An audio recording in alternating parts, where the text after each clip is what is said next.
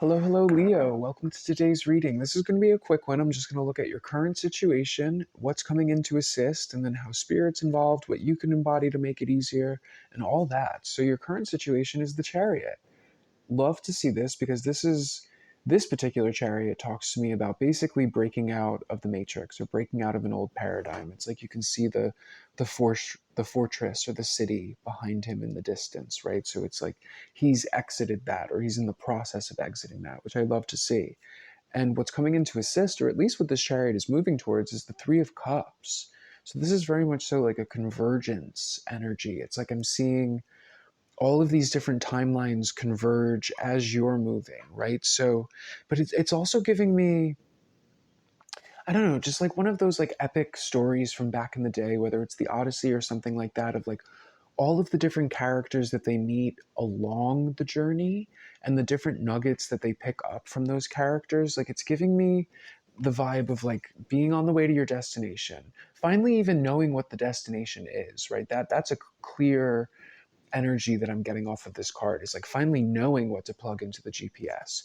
And as you're on the way, as you're on the journey, it's like you stop at a diner somewhere and the waitress tells you a story, and it just so happens to be like the nugget that you needed. And she's not front loaded with anything about she don't know nothing. She doesn't realize the significance of it, but it's like moment after moment after moment like that. That's totally, I don't want to say underwhelming, but it's like it's low key, but it's like the universe is very, very talkative, very chatty. So it's almost like any interaction that you're having right now is giving you these nuggets, but it's also about alignment, right? Because the Three of Cups is very much so about triangulation, alignment, people coming together, the community, the tribe coming together. But it seems like as you're on the journey, it's like each of these individuals kind of help to guide you, if that makes sense. It's like they're, instead of having like Siri in your car that's telling you make a left here, make a right there, it's like all of these people are the Siri, right? It's almost giving me like Dolores Cannon, right? How she would pick up the conversation from person to person to person when she did hypnosis, right? That there's almost something like that happening, where it's like you're picking up the conversation through all of these different random unconnected people or whatever it may be, or just signs on the road, all of that. But it's like a different level of synchronicity. I don't know how else to describe it, because it doesn't feel like, it looks trivial at the surface level, but it doesn't feel trivial. It feels significant, where it's like, I don't know, it's very meaningful and it's very deep. And the advice in terms of what you're being called to embody or do in order to expedite and make this process better is the Empress. So to embody the Empress, which is all about the energy of comfort.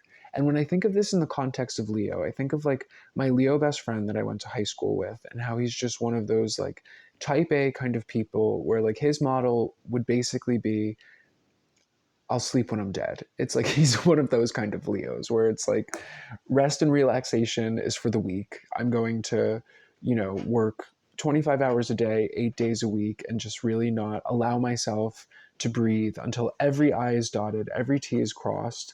And of course, that's like a fool's errand, because there's never a moment where every I is dotted and every T is crossed, right? It's like there's always something that you could be concerned about. But it's like Leos can maybe forget that another aspect of their nature is that at the end of the day, they're just a really big cat, right? And they behave just like other cats do. It's like you can see lions out in the wild that they're napping in the sun, they're rolling in the dirt, they're playing with things like their toys or whatever. So it's like that's still, it's like that doesn't compromise your Leo nature, I guess, if I want to say that. But the other aspect is that the bottom of the deck, which tells me how spirit is helping directly, is the Four of Swords, right? Which talks about rest and relaxation. So when I first saw that, I was like, oh, I wonder if Leo is feeling the need to take more naps or something like that, which could be antithetical to your nature. I myself, I'm not a Leo, but I'm not a nap person. So it's like, I'm not the kind of person that can just lay down and nap. But it's not because I think naps are for children or for the weak. It's because I just have too much energy and can never sleep. So, but it's something like that, where it's like allowing yourself to indulge in a way where you might not had to, or where you might not have allowed yourself before, because of all of the things on your plate, and almost like a concern that like in order to give energy or attention towards this Empress energy, which is calling out for comfort, it's like you would have to distract from something. But I'm almost seeing with the Chariot that it's almost like being in one of those automated vehicles where it's like typically you would have to drive and have your feet on the pedal and your hands on the wheel and your eyes on the road and all of those things. But even though you're in the driver's seat, it's automated, and you can literally like kick up your feet and paint your toenails while you're driving.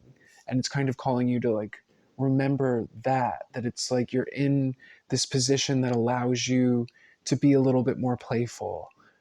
And because perhaps maybe it's like the fight or flight mode is the dominant mode of the Leo. Not exactly fight or flight, but like constantly ready, if that makes sense. That's more so the Leo. It's like constantly ready. I'm going to make sure the fight or flight doesn't happen by just presenting my strength very quietly, but constantly ready. Whereas this is kind of like allowing things. It's just giving me the energy of like being at a barbecue. I don't know what it is. Where it's like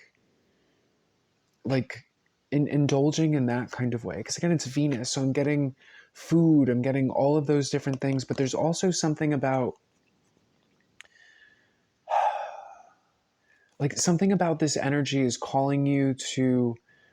It's kind of like saying, Leo, there's an opportunity right now to recalibrate yourself to be a little bit more you than you usually are, because there's aspects of yourself that you don't prioritize because typically you're prioritizing these other things, the I's that need to be dotted, the T's that need to be crossed.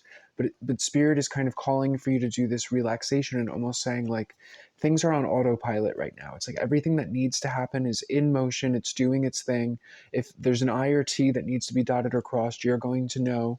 But instead of taking this time to look for that next I or T, take the time to allow yourself to catch up, because the benefit is that as this convergence happens, it's almost like it's like hummingbirds are looking for a particular type of flower, right? But in order to find that flower, the flower needs to release that scent that attracts the hummingbird, right? So it needs to be like in its full essence or ripeness. So that's what I'm seeing in terms of the indulgence, is that it's like by by surrounding yourself or allowing yourself to find comfort in those things that are very you, whether it's music, food, clothes, any of those things, because again, it's Venus, it's very physical, that it's like that's just going to amplify your natural essence, right? And you're going to know what those things are, right? It's like if your indulgence is calling you towards toxic things like McDonald's, then that's probably not you. That might be the parasites or whatever that are hungry for McDonald's. But in terms of real indulgence, it might be like it's giving me the idea of like maybe like a particular recipe that was that soul food from back in the day that you haven't had in a minute, right? And it's absolutely healthy and wonderful and all of those things, but like maybe you hadn't made it in a while because there's an aspect of like it might require a lot of attention or energy, right? Almost like a Thanksgiving Day meal, right? I know that's a like I just remember like the Thanksgiving turkey that my father would probably wake up at like 6 a.m. to prepare that food, and the meal itself took like weeks to kind of get together, right? And there's all of these moving parts and whatever, but in the same respect, it was just so worth it, because it's like, oh, the way that it hits your soul. It's like and there's nothing more disappointing to me than like going out to a restaurant and getting a turkey dinner that's just like not the same. And it's like it doesn't matter how good it is. It's like to have like the love that goes into Thanksgiving Day. You know what I'm saying? It's like there's something about that in terms of that Empress energy. So it's almost like saying there's time on your hands that you can take to your advantage. And I just wanted to point out, sorry, that the Knight of Pentacles was behind the Four of Swords, and that's also like having, you know, time on your hands, so to speak. That it's like, you know, you can cross that bridge when you get to it in terms of the I's and T's that need to be dotted and crossed. But right now, have a little fun, have a good time, make that meal that you haven't made in a long time, but it lights you up. I'm going to take this one. What does this say? It says, I am safe. Okay. I trust my intuition to lead me down the right path. Looking back at my trials, I see that I'm still here and thriving. I always end up better, stronger, wiser, and I've proven to myself that I will always make it. Time and time again, I am safe. So that's really coming back to this. Is it's saying like, there are no predators in the current vicinity. You're good. Allow yourself to put your guard down. I think that's an aspect of it, is that it's like you're actually allowed to put your guard down for a moment, because you'll know. Your spidey senses will absolutely know if there is an issue, but it seems like maybe an aspect of this Three of Cups in terms of picking up these messages from people out and about in the streets, because it does feel very random, and again, like a waitress at the diner or something like that. It's like that might require a degree of vulnerability, openness, conversation, you know what I mean? Where it's like, I can be a kind of introverted, guarded person because of different things. So I get that very much. That, I wish I was more engaging sometimes. I think I might have a more fun existence. But that's what I think this is talking about in so many ways. So take it as resonates. I think you get it, Leo. You're going to apply it to your situation. But you've broken out of the fortress. You're headed towards your destination. You're on the way, and you're going to meet some characters. It's going to be fun. And and the motto is no longer I'll sleep when I'm dead. Instead, it's like, you know what? I think I'm going to sleep right here on the beach and listen to the waves and enjoy just a sunny afternoon, because you know what? I said so. That's very Leo, right? Because you know what? I said so. So that'll be the new motto. I love you guys. I hope to see you at the next one. Bye, y'all.